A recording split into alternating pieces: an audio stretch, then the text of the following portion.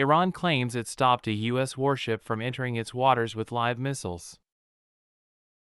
The semi-official Fars news agency said 2 missiles struck an American Navy destroyer near Jask Island at the southern entrance to the Strait of Hormuz on Monday.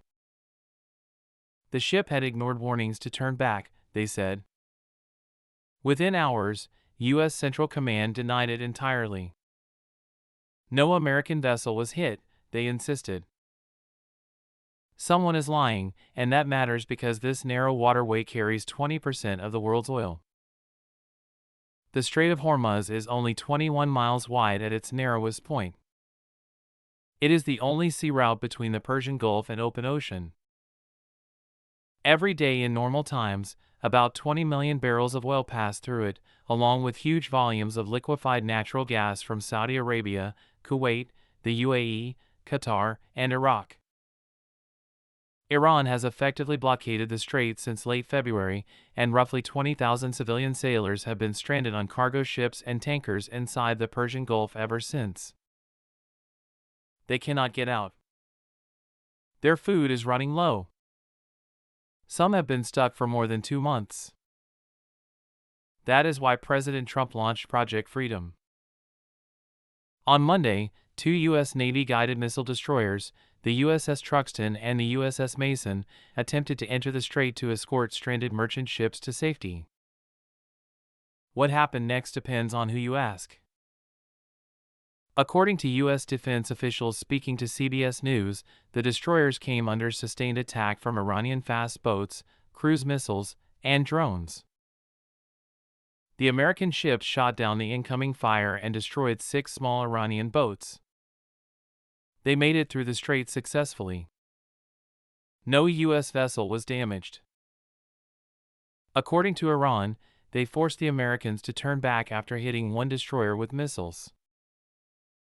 The gap between those 2 versions is not just propaganda. It reveals how close this situation is to spiraling.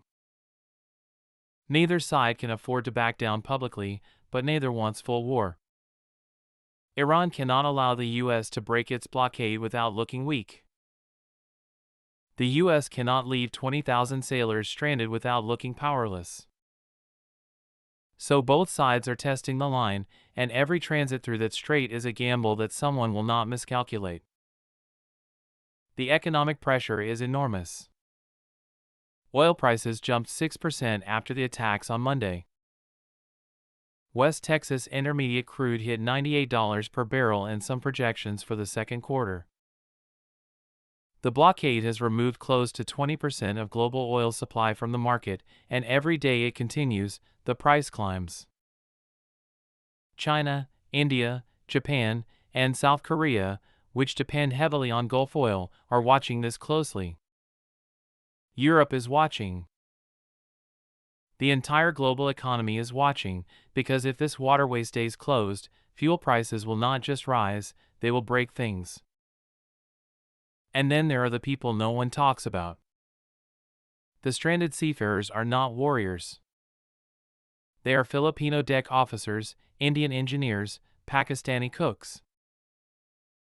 They signed contracts to deliver cargo, not to sit in a conflict zone for months.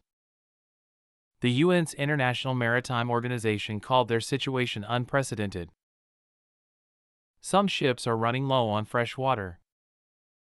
Others have medical emergencies with no way to evacuate. One captain told a reporter his crew shuts off the ship's lights at night so Iranian forces do not notice them. They are sitting in the dark, waiting for 2 governments to decide their fate. On Tuesday, Trump announced he was pausing Project Freedom. He said great progress had been made toward a deal with Iran and that he wanted to give negotiations a chance. Secretary of State Marco Rubio said 23,000 people were trapped on those ships, left for dead as Iran choked the strait. The pause might last a few days. It might collapse within hours. No one knows, because the terms of any potential deal have not been made public, and Iran has not confirmed that talks are even happening. What is clear is that this is not over. 2 U.S. destroyers made it through under fire, but hundreds of civilian ships are still trapped. Iran still controls the strait. The US still has warships in the region. And both sides are still claiming victory from the same event, which means both sides are preparing their people for what comes next.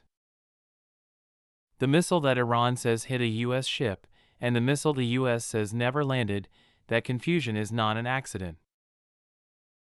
It is the space where wars begin, in the gap between what happened and what each side needs people to believe happened.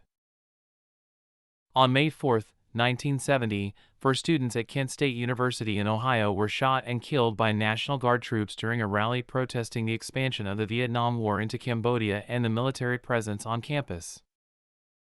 The event marked one of the most violent clashes between anti-war protesters and government forces on American soil. The victims, Allison Krauss, Jeffrey Miller, Sandra Scheuer, and William Schroeder, became symbols of a generation's opposition to the war and government overreach. The Kent State shootings galvanized the anti-war movement, triggering nationwide student strikes at over 400 universities and colleges, and forcing the nation to confront the human cost of domestic militarization. This anniversary reflects the ongoing tension between protest rights and state force, a pattern that resurfaces in modern debates over police presence at demonstrations and the boundaries of civil dissent.